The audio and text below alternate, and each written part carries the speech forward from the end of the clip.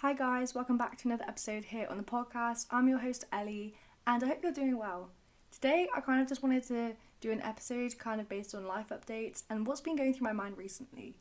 I'm coming off from the last episode about navigating your life in your 20s. I just wanted to say that you do not need to have a clear plan of what you want to do in life. And I don't know about you, but recently my head's been all over the place because I'm 20 years old, I turned 21.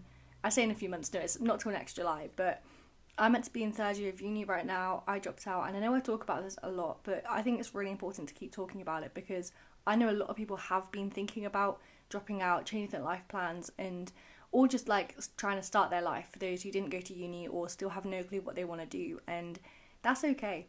And I'm going to keep saying it because I'm in that position now as well where I've currently got my dream job, but it's only an internship and it doesn't pay all that well, and it's kind of just my first foothold on the ladder. I don't know what that phrase is, but you get what I'm saying, and it's my way up in the field I want to be in social media and marketing, but it's going to be a long way till I get there, and that's when I start thinking about maybe I do need a degree in it, because a lot of the time a degree does help you with whatever you want to do, but with this kind of new field of social media, it's still very new, and a lot of people, they want people with a degree in digital marketing, for example, but a lot of universities don't do that. And I feel like the only place you can do it is through Open University, like do it from home kind of thing. And that is something that I'd want to do, but I'd really want to sit down with my boss and say, where can I go from here? Because I know that she's the other digital marketer in the company, she's the main one, and she doesn't have a degree, she didn't go to uni. So I know that is very helpful for me, but she's in her late 20s and she's only now just kind of starting out in it. So it's very hard to get anywhere, but I mean, you've got to do that first thing. And that's what a lot of people are scared to do. They're scared to fail at the first hurdle. But if you don't try, you're never going to know. And I think that's also a really important fact to say 2 minutes into this episode. And it's already going in quite deep right now, but I'm just chatting and I'm not going to edit this episode either just because I want it to be a whole flow of me talking. But yeah, it's a weird time, and at our age, early 20s, when we should have a clear idea what we're doing, and that's what everyone says, a lot of the time we don't. And it does not matter if you went to uni, if you didn't go to uni, if you finished school at age 16 or 18 or whatever you are doing, it does not matter right now, because that's what our 20s are all about. And I don't want to talk about that so much because that's what I did last episode, but I'm just here today to reiterate that. And I've been thinking about my family recently and thinking about how us three kids are all in a really different position right now. Well, we're not. My siblings are on a very clear life path, in my opinion. So my brother graduated, I want to say, was it last year? Yeah, last year. And in January, it was last year. So in January, he moved out with his girlfriend, and now they are renting in London. And I saw a picture of them earlier and I just thought they are doing so well at they've just turned 22 as well. At age 22, they are renting in London. They both have really good jobs. Like, the job my brother has isn't his dream job, but it's a job and it pays well. And I just think that I don't know why, but I feel like with siblings, I don't know if anyone else can vouch for me here, but there is competition, whether we think about it or not. There's definitely competition with kind of who we date almost as well, and what kind of life path we're in, what degree we get, if we get a degree anyway, what A levels we got. Like, that was a big competition, even though we didn't actively be like, oh, it's a competition. And my parents never ever put that pressure on us to do well in the way that we had to get A stars or something.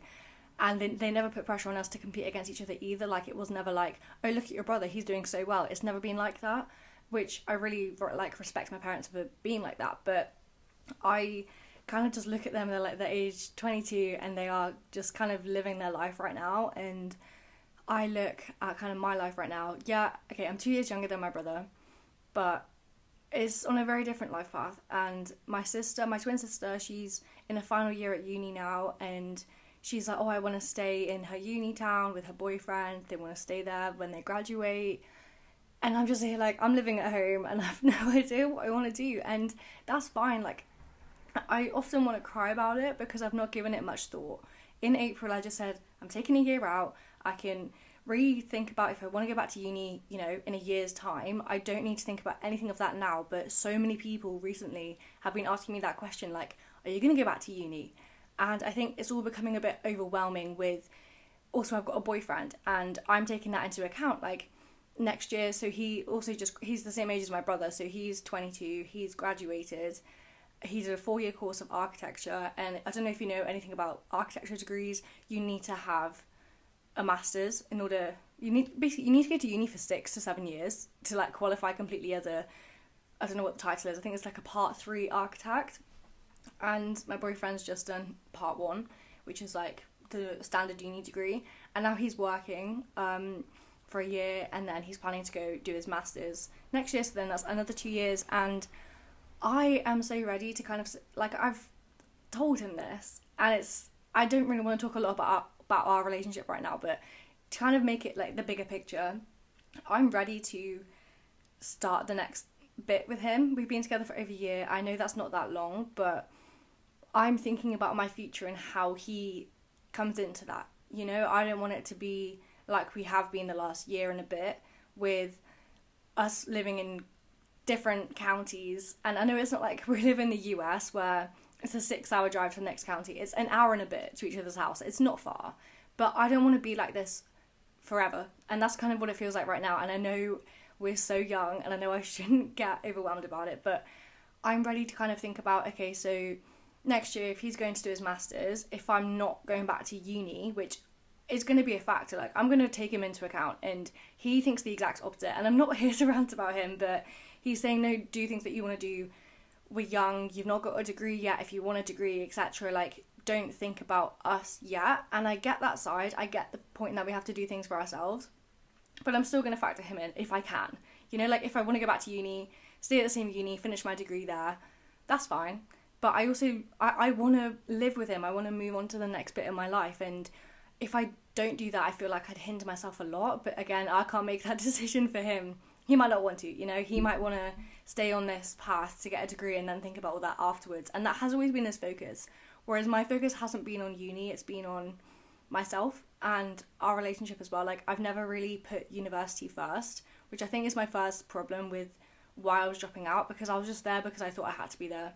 If I'm going to be honest, like, I thought everyone went to uni, and it really wasn't like that. Instead, it was kind of like, yeah, people are at uni because they want to be at uni. And then I had loads of other friends that didn't even apply to uni and they haven't even gone. And yeah, right now they're stressing, but we all stress about different things. But right now I'm just thinking, what am I doing? My internship finishes in January. I am doing my PT course right now, so I do have that. Like, I'm just thinking, after January, what am I doing? And I need to tell myself, Ellie, stop, you're getting ahead of yourself. You need to just calm down. You've been at your job for 3 months. You're halfway done, which is very scary because it feels like I've just started this job. But I don't know, it's very, very overwhelming right now, and I really don't know what I want to do, because I do feel like I am hindering myself by living at home. And in my mind, I'm like, oh, I could go and get a flat somewhere. I could do this, I could do that. But then at the same time, no, I'm here to kind of keep money, not use my savings kind of thing, and just have a year off for a mental health break. And I keep having to remind myself that this year is meant to be a year out. It's not me dropping out yet. Right now it's to get my head straight for the year, figure out what I want to do, and focus on therapy and focus on myself, as I should be doing, and as I've been wanting to do for the last 2 years, and it's been so hit and miss. And as I've said before, since January, so the whole of 2023, I've really not taken myself as a priority. I've not been looking after myself the way I should be, the way I used to be, and I think that has definitely caused me to think, like, deeper things, and my mental health has declined a bit. But the fact that I recognise, the fact that I have been slipping, and it's been like up and down, and I've come off my birth control pill now, so that's definitely helped with all of that.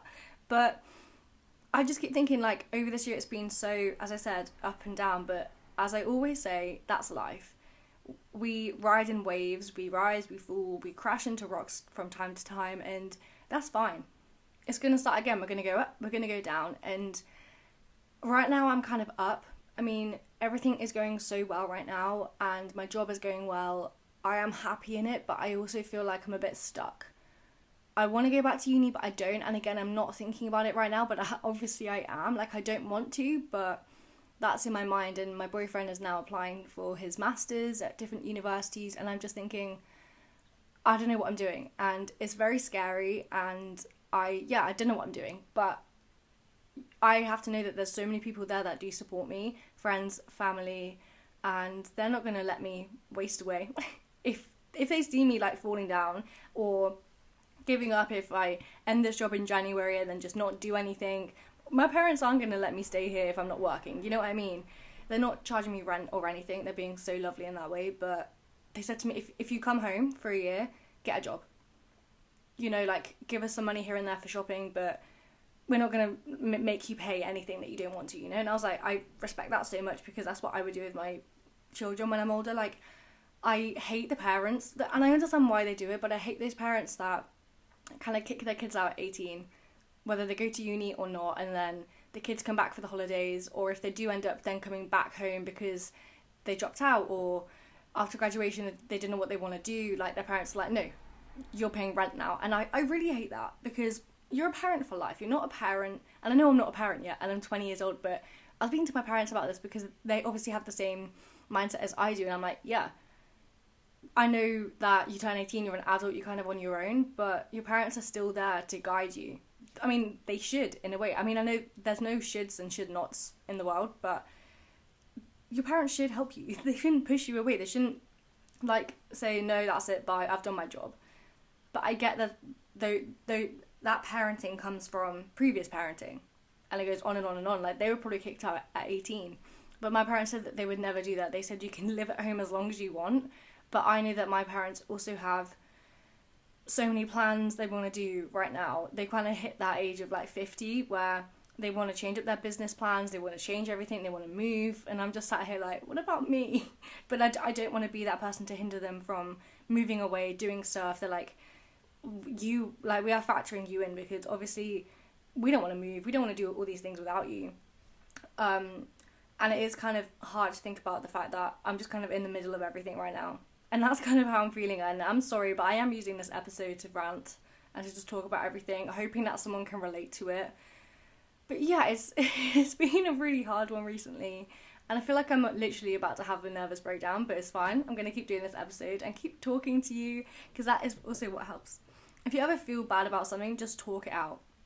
That's why I'm glad I've got this podcast, because I always get inspiration from when I'm sad, and then I just come on and be like, yeah, I'm going to talk to you guys today, and I just hope that someone can relate to it, because everything I'm talking about today, everyone can relate to. And I know I don't talk a lot about my relationship with my boyfriend, because I don't really want to talk about it that deeply, and I know today is kind of like the first time I've gone into it a little bit, but in fact, no, I am going to go into it, because it is something that I'm not struggling with. Like, don't get me wrong, we are in such a good place right now. Like, yeah, me and him have had ups and downs, especially like this side, like from the last 6 months of like our 1 year anniversary or whatever. Like, it's been wild, everything we've been through together so far. And I've realised from that I thought he was the problem, as most people do. You think that other person's the problem, then I realised, no, it's me. And God, that is Anti-Hero by Taylor Swift, isn't it? But I've realised that I big myself up and pride myself on communication is key with yourself, in a relationship, with anything. You need to tell people what you want, you need to be honest with yourself. And I take so much pride in that I spread those words to everyone, yet I feel so hypocritical about it. So I'm going to apologise now that I've not been doing that. And I truly find it so hard to communicate with my boyfriend, because I don't want to hurt him. If he's done something that I don't agree with, or he's said a comment that's pissed me off, I rarely stand up to it. And not because I'm scared of him or anything like that. It's not toxic. Don't worry about that. But it's because I don't want to hurt him with what I have to say. But that is like rule number one. Like, if your partner says or does something that you don't like, to whatever extreme it is, even if it's like it just pisses you off the tiniest bit, tell them, because otherwise they'll keep doing it and it will build up and it will become a massive problem in your relationship. The easiest thing to do with people is talk.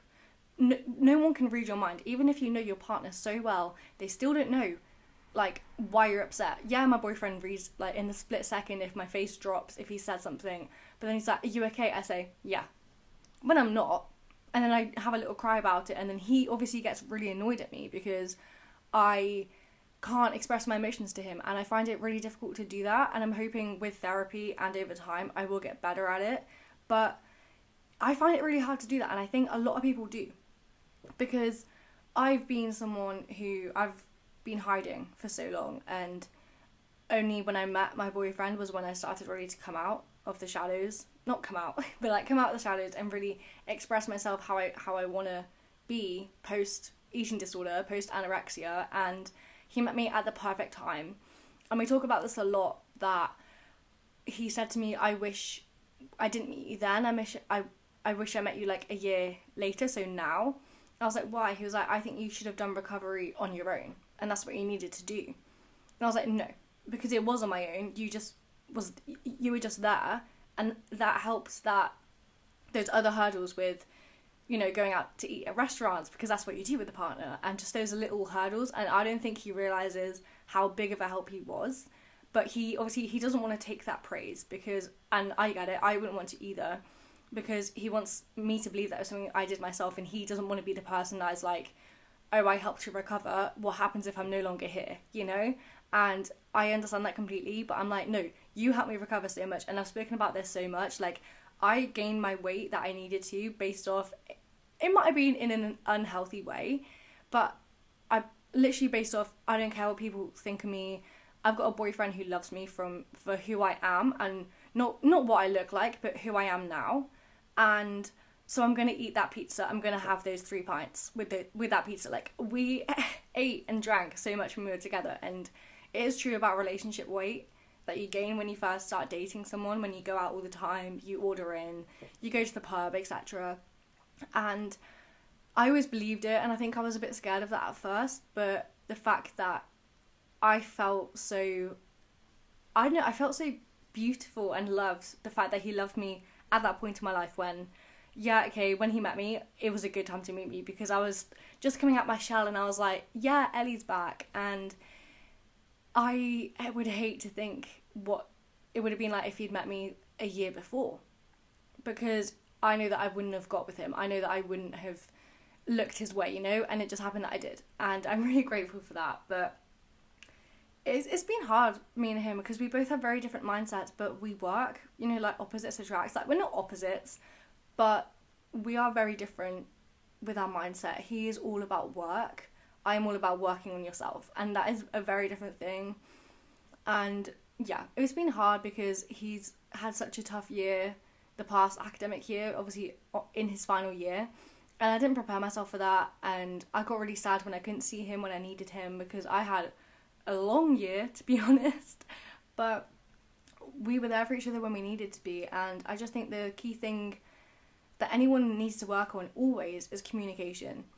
And I'm not saying, like, as soon as a thought comes into your mind, phone your partner, like, if you are having doubts, or you know what I mean, I don't mean that, like, as soon as you start feeling sad, phone your partner, or, you know what I mean, I don't mean that, like, to that extreme, but just talk to people. And this doesn't just include your relationships, like romantic relationships, this includes your relationships with your parents, with your siblings, with your friends. Like, if someone pushes your boundaries, you've got to say something, because you need to set those boundaries for yourself, and for many different reasons.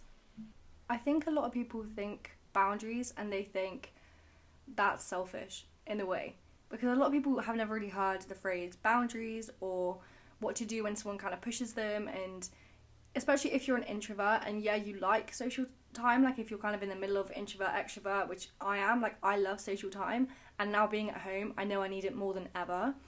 But for example, if you have people over and you need that private time, you need like 10 minutes to yourself, say it. If people get annoyed that you are being like, oh, I'm setting boundaries, don't take shit from no one, first of all. And secondly, they should understand it too, because if they don't understand it, it means that they don't have boundaries themselves. And a lot of people get overwhelmed. Like, I know you do, listen to this, I know you're probably sitting there thinking, yeah, I get overwhelmed a lot, especially when it comes to people. So do I, and I'm learning now, and I'm learning it literally this week. I've been thinking about this. I need to set my boundaries, and sorry, I just burped there. But I need to set my boundaries. I need to say to people, no, okay, I need time to myself. I don't want to see you today. To my friends, I'm sorry, I know we had this planned, but today I just need to kind of be by myself and work through things, or even not. Like, I think boundaries are so important, especially in romantic relationships. Like, I always want to be with my boyfriend, and I can see that he has his boundaries, and a lot of the time when we're together for like a long weekend or a few days at a time, he will say to me, I just need some time to myself, and I always get really annoyed from that. So this is from kind of the other point of view, when I didn't quite understand boundaries, and he doesn't call it boundaries. He's not into this whole healing journey, self-care, self-help type thing. I am, which is another thing we differ in, but it kind of works because I still educate him on these kind of things. But I've always been like, no, like, I want to stay with you, and he's like, no, like, so for example, last weekend he was here, and then my sister and her boyfriend surprised us by coming home, and he kind of rolled his eyes at me, not because he doesn't like them, obviously us four get on really, really well, and he kind of was like, and bearing in mind we'd been working from home all day and he was exhausted, and I was like, we're going to the pub, we're going to go out tonight. He was like, okay, Elle, I just need half an hour for a nap, to sit by myself, to just chill. You go have fun with your sister and have a drink downstairs, and I'll be down for dinner. And I was like, okay. But I always think that then there's something wrong. And there was something wrong, like there was a little thing that happened, but most of the time he just genuinely needs time for himself, and I'm learning to love that. I love that he can be that open with me, and again, I need to start being that open with him, and it is really hard, as I've been saying, but I'm learning to have boundaries, and especially with my boyfriend, like, of course I want to be with him all the time, and so the times where I'm like, actually no, I do need some alone time, he probably gets confused with that, because I never ever ask for that, because when I'm going through something, or he sees me being really upset, if we're just together at my house on a weekend, and he's like, do you want some time on your own? I'm like, no, I want to stay with you, and I kind of push through it, but then I end up getting more and more upset with whatever it is that's going on in my mind, whatever I'm thinking about, whatever's making me upset. I think about it more and more, because, you know, when you just kind of sit there in your own feelings, and you're trying to be involved with the conversation with whoever you're with, but you're just there like, I need to go have a little cry, or you need to just go have a sit by yourself. I don't let myself have that for a reason I don't know. It's very confusing, but I need to dig deep with that, because that's the one thing, like, I am really good at it at a party, or if I meet up with my old school friends and we go out, I do say, okay, I'm just going to go to the toilet, and you know how girls are, they're like, I'll come with you. I'm like, no, I just need to go sit by myself in the toilet just for 10 minutes and I'll be out, and it does work a lot of the time. And also, if I'm going to bring this into it, vaping does kind of help with that. I think the one benefit, and this sounds so bad, but my friends from school don't vape. My friends at uni don't vape anymore either, so it's kind of just me. I've got one friend that does vape now, and like, so when it's just me vaping, and I'm like, okay, I'm going to go out for a vape, I'm going to go on my own, and that kind of takes me away from the environment. If, you know, we're at a restaurant, if we're out, if we're at not a concert, but if we're anywhere and there's a lot of us, I'm like, okay, 1 second, let me just go have a vape, I'll be back. And that has helped, I guess, with that. But obviously vaping is bad. I need to quit. I am quitting. Vaping is bad. Like, I'm just going to park that there, but it does help having a little smoke break, if you ask me. But I'm not here to say start vaping, because I'm saying the opposite, because I think I have quite a few younger viewers on here, like, don't do that. But yeah, anyway. But as I was saying, like, boundaries are so important in any relationship, especially with your parents. I think a lot of my friends don't have a good relationship with their parents, or they think that they don't. They probably do compared to a lot of other people, but a lot of the time, like at uni, I always wanted to go home. And I was at home like every weekend, because I've got such a good relationship with my parents. And, you know, if I'm quiet, if I want time to myself, obviously living at home now as well, I just take myself out of the environment, because again, I don't need to spend every day with my parents. And yeah, another thing I learned as well on this is being at home now, I spend a lot of the time kind of being on my own, because obviously I work from home as well, and that's half of the week. But then the other half of the week, I'm either with my boyfriend, or he's over here, I'm down back at uni with my friends, or I go see my sister at her uni, and there's no stability. And my mum was saying this to me, that if you're having a year off, you need this stability to help you with your mental health, to help you figure out what you want to do, to help you do all the things you wanted to do this year. You need to have that time spending at home without your boyfriend here, without anyone here, just you and obviously us as parents. Like, and I was like, I do respect that, but obviously I want to go see my boyfriend and be social, because I said to her, like, I'm getting no social time here. And that's why I wanted to start hockey again with my old club that I used to play with for years. But again, my anxiety got in the way and I never went. And now it's a good month or so into the season and I've just not been. And I don't know if I can go. And I want to go, obviously. I really want to play hockey again. But obviously not bad enough because I haven't made myself go. And usually if I want something bad enough and my anxiety's in the way, or my brain is just not letting me go, I do force myself to. But this time I just haven't. And it's very weird. I don't know why. But yeah.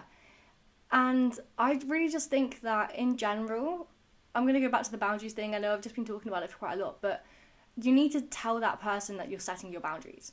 And this can just be like, okay, don't call me every night if your partner calls you every night or something. And I do that a lot with my boyfriend. And he's always the one to be like, I'm going to bed now. Even if it's like 8 p.m. and I know he just doesn't want to speak to me anymore. But you've got to be honest with people. And that is something that I'm learning to do, and it is really hard, especially if you aren't that good at it.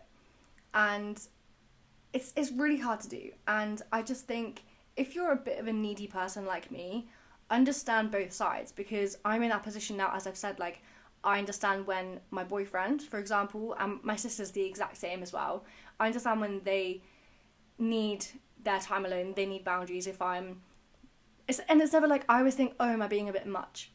And it's never that. Like, I think that, not actually all the time, but sometimes that thought comes into my mind. I'm like, no, people just have boundaries. And a lot of the time, I think that's what my friends do as well, because I said to my friend last week, like, hey, she was over at my house. I was like, hey, do you mind leaving in a bit? Because I've got things to do and I kind of just want a bit of time to myself, because we had a really deep talk. And I was like, yeah, I kind of just want to be on my own. And she was like, okay.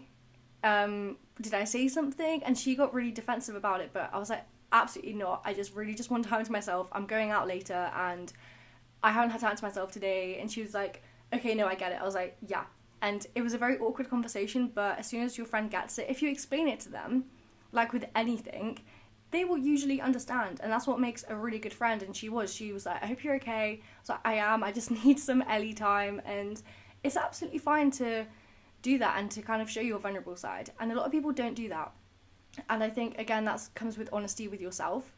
And I know that I'm not the most honest person with myself, and I am a bit hypocritical. And I feel like the things I spread on social media, so on my blog and here on my podcast, I feel very hypocritical with the things I say, because I kind of have like an alter ego on this, especially when it comes to certain things. And I'm not going to say what, but just some things I say, I'm like, that Ellie, so like my social media Ellie, that's what she does, and that's great, and she does that. But then like the actual Ellie me, like, I don't do a lot of those things, and I know I should do them. And last year I did do them, but as I said, this year it's been a very slow year. It's been a very deep, dark year in a way, not in the things that have happened, just in my mind. It's just kind of been, not dark, I don't want to say that, but it's just been a bit of a jumble, is the best way to put it. And that's why I love doing these episodes, because they're all over the place, but they do help me figure out things. And I'm using you, and I'm sorry, I'm using you as a kind of therapy session right now, but I hope this has helped someone. And again, I'm going to reiterate the fact that in your life right now, you do not need to know what you're doing. I've kind of just spilled my guts out to you. That's what I do as a hobby. I just talk shit to you guys, and that makes me feel better. And I feel like right now in your life, you need to find that one thing. In fact, no matter what age you are, whether you're younger, whether you're older, you need to find that one thing that really, really helps you kind of take control of your life again. And just that one hobby that you look forward to every day or every week, whenever you do it. And again, I need to do this. And I will do this alongside you now. I will do this because I need to promise you that I'm going to do something, and I will actually do it. So my number one thing that I want to do now is I want to start dancing again, because, and I think I've mentioned this before, but I used to dance at school, and I never joined a dance company or a dance studio, but I love dancing. I watched every single solo, group, duet, trio dance there is on YouTube, I swear to God, and I just love dancing in my bedroom. And when I say dancing, I don't mean, well, I do actually mean like in the morning I have like a little like rave to myself, you know, in those days where you just don't want to get up. I put on some upbeat music, usually like Harry Styles or some dance music or whatever's on like the top hits kind of thing. Put that on, dance around my room, might even be to bloody Hannah Montana for all you know, but I danced around my room, and that makes me feel better. But when it comes to dancing as a hobby, I mean contemporary dancing, lyrical dancing, that kind of thing. That's really what I like to do, and I'm not that bad at it either. And I did loads of shows at school, I did loads of solos, and for like a self-taught dancer, I was pretty good. But obviously now I don't really do anything, and I really want to try and join a dance studio somewhere with the little experience I have, but that probably won't happen, and it's not a big dream of mine at all, and it's just a little hobby I do especially when I've got a lot of feelings. And that's also something that you should take into account when you think of doing a hobby. On one side, do a hobby that takes you away from your mind, but on the other side, kind of get one that really does help you draw out your feelings. So a lot of people use art or writing, and again, I love writing short stories, novels, poems, song lyrics. Even though I can't sing, I still write song lyrics from time to time as poems, but just something that, or I don't know, maybe have two hobbies. Maybe have one that does help you with your feelings, and that can be journaling as well. Like, that's kind of one of mine, which I am starting to do again. You'll be happy to know I've picked up my journal again, and I think having therapy will keep me accountable for that, because I don't use it a lot, and I should, because I've got a lot of things in my mind, and it does make me feel better. But, or another hobby, like working out, as long as it's in a healthy way. Like I'm doing now, I work out when I want to, and maybe that's twice a week, once a week, no times a week, which was last week. I just do it when I want to. But have that hobby where you kind of forget about everything, like running, or I don't know, a form of exercise, a sport, which is still exercise, but, or whether it's just painting or something that just really calms you down. Or I love to make like those friendship bracelets. I love making them, like the ones with like thread and you plait it. Love it. Do that loads.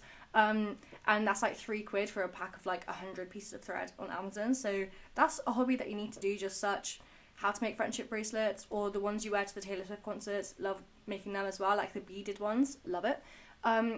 Just two things, like one that you can focus on your feelings, and another one where you can just focus on nothing and just focus on doing something for you or for your mental health or for something.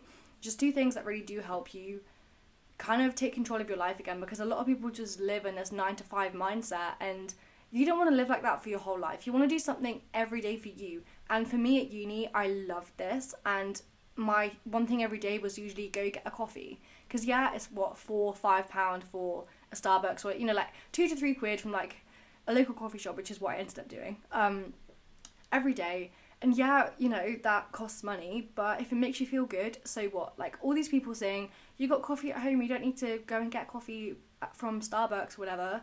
It makes me feel better that I do that. Or I go for a drive. If I'm in such a jumble in my head, I put some music on, I go for a drive, I have a bit of a cry, 20 minutes, and I'm sorted. Every time that works, and I do recommend that. People are like, yeah, but you're using fuel up. I'm like, I don't care. I don't care what it is that will make me feel better. If it costs money, if it costs fuel, whatever, I will do it. And I will leave you with that message. And I'm getting quite enthusiastic about this right now, but do something every day for yourself. Don't think about the effects it would have on other people. Just do it for yourself, as long as it's legal, if that's where your mind's going. I don't know. But do something legal for yourself every day. And I think you'll see an improvement with, especially if you're feeling very overwhelmed recently and you think your mind is just so caught up in work or studying or whatever it is. Do something every day just for you. And I'm going to leave you on that now. And I hope you learned one or two things from this episode. And it was a bit all over the place. But yeah, I really hope you've learned something. And I will speak to you very soon next week. So goodbye.